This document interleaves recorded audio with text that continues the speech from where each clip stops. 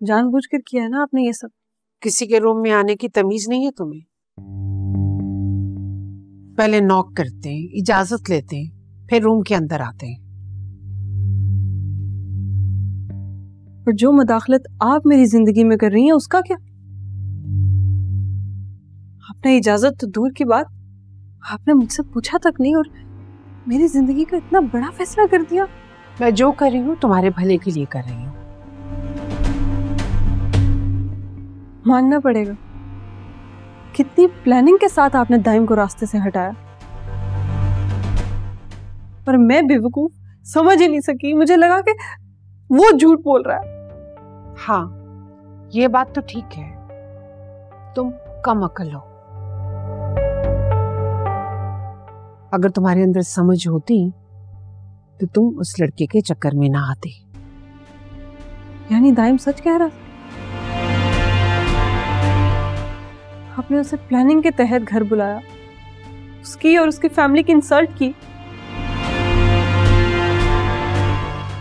और फिर मुझसे और सबसे झूठ कह दिया कि वो पैसों का मुतालबा कर रहा था।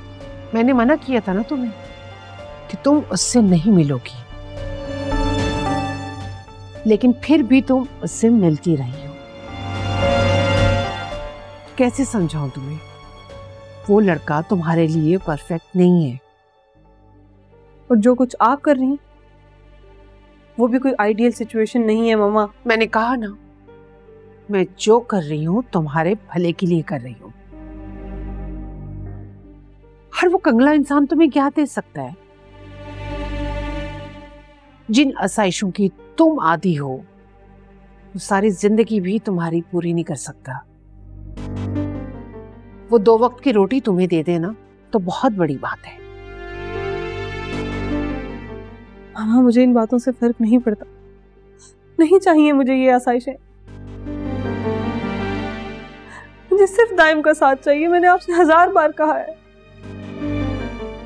कहना बहुत आसान है, लेकिन जब सर पे पड़ती है ना, सब समझ आ जाती है। और फिर जब वक्त गुजर जाता है ना, फिर समझ आती है। देखो, तुम्हारे लिए रेहान बेस्ट है। अरे वो करोड़ों का एक लौता मालिक है। राज करोगी राज। अम्मा, मैंने आपसे पहले भी कहा है और अब दोबारा कह रही हूं कि मैं दाइम के अलावा किसी से शादी नहीं करूंगी। अगर दोबारा मैंने तुम्हारे मुंह से उसका नाम भी सुना ना, तो मुझसे बुरा कोई नहीं होगा। बस तुम इतना याद रखो कि अगले महीने की 6 तारीख को तुम्हारा निकाह है, और अगर तुमने कोई ऐसी वैसी हरकत की ना, तो मुझसे बुरा कोई नहीं होगा। सुना तुमने? दफा हो जाओ यहां से।